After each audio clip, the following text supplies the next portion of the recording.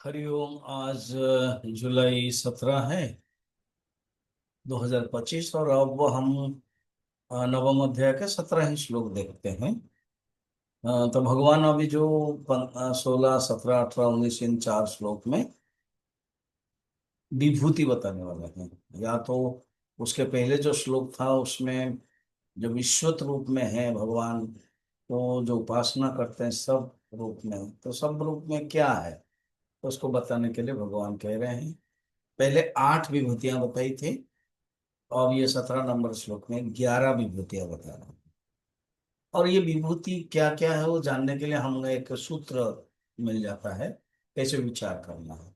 दशम अध्याय तो क्लियरली है, केशु केशु भावेशु चिंत्योषि भगवन मया। अर्जुन खुद पूछते हैं प्रश्न, किस किस भाव से आपको चिंतन करो, तो भगवान उत्तर देते हैं विभूति योगी है। 17 नंबर श्री भगवान वाच पिताहमस्य जगतः माता धाता पितामहः वेद्यं पवित्रमोङ्कारः ऋक्सामयजुरेव च। भगवान पिता अहम अस्य जगतः, मैं पिता हूँ। पिता हूँ, पहले पिता बताया, तो पिता का अर्थ यहाँ पर ऐसे ले, भगवान निमित्त कारक। अच्छा। और जगत का माता हूँ, उपादान का। ये वेदांत के दृष्टि से। पौराणिक के भाव कहते हैं तो जैसे जगतः पितरौ वंदे पार्वती शंकरौ च। शंकर और पार्वती कौन है ना, जगत के पिता और माता है। इसलिए गणेश जी और कार्तिक जब घूमने के लिए, परिक्रमा करने के लिए कहा पृथ्वी को, तो उन्होंने पिता माता को ही परिक्रमा कर दिया, क्योंकि आप दोनों ही जगत के पिता माता हैं।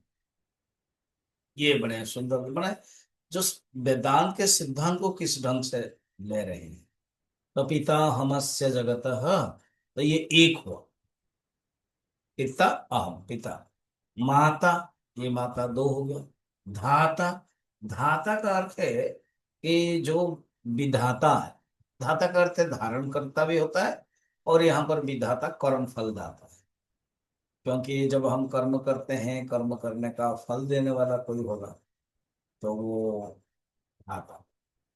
तो सिर्फ मैं पिता नहीं हूं, मैं पितामह हूं, अर्थात पिता का भी पिता हूं।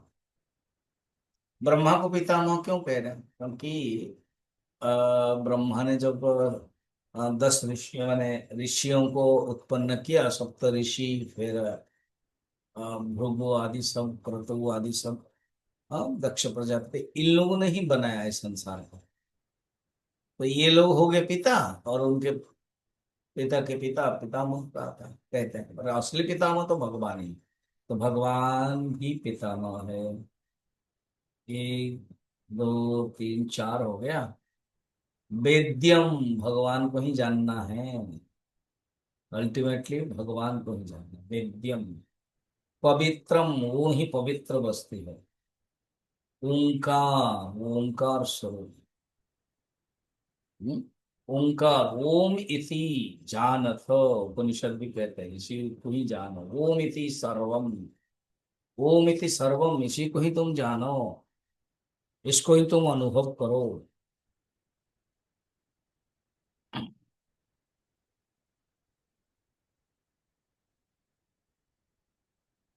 तो ओम इति, ओम इति एव ध्यायत आत्मानं स्वस्तिवपाराय तमसः परस्तात्। ओमकार का अवलंबन कर ही आत्मा का ध्यान करो, ये बताता है उपनिषद का, मुंडक उपनिषद। आत्मनि खलु अरे दृष्टि स्मृते मते विज्ञातम सर्वम विदितम, ये ही वेद्य है। वेद्य का अर्थ बता रहा है।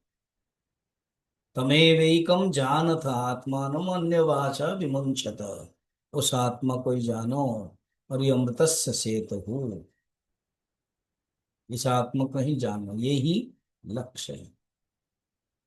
वेद्यम, ओंकार हो गया। अब ऋक साम यजु, ऋग्वेद।